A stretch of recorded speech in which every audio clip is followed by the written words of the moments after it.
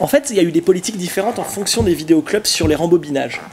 Moi, je me rappelle d'une petite machine qui était une réembobineuse. Et donc, ça, je me rappelle, c'est dans mon premier vidéoclub.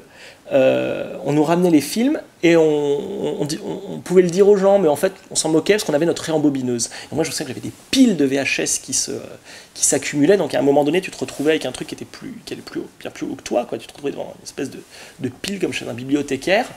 Et tu passais ta soirée à entendre... Et tu faisais comme ça, tu rembobinais. Donc après, il y avait d'autres vidéoclubs où tu demandais aux gens, excusez-moi, est-ce que vous pouvez rembobiner? Alors évidemment, tu avais écrit sur la VHS, prière de rembobiner votre film.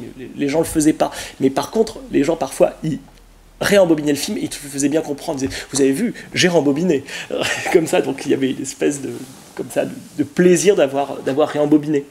Mais les VHS, moi, je trouvais ça, c'était plus facile qu'avec les DVD parce que les VHS se cassent moins. Alors évidemment, elles s'usent au bout d'un moment, mais elles s'usent, c'est-à-dire qu'on sent que parfois il y a des traits, que l'image elle a été, que la bande est passée. Mais avant d'arriver là, ça prenait du temps et puis les gens à la limite s'étaient habitués au format VHS, quoi. Ils le savaient. Par contre, à partir du moment où il y a eu les DVD, ça devenait terrible. Et en fait, ça devenait un deal permanent parce que dès que le DVD sautait, il fallait te rembourser.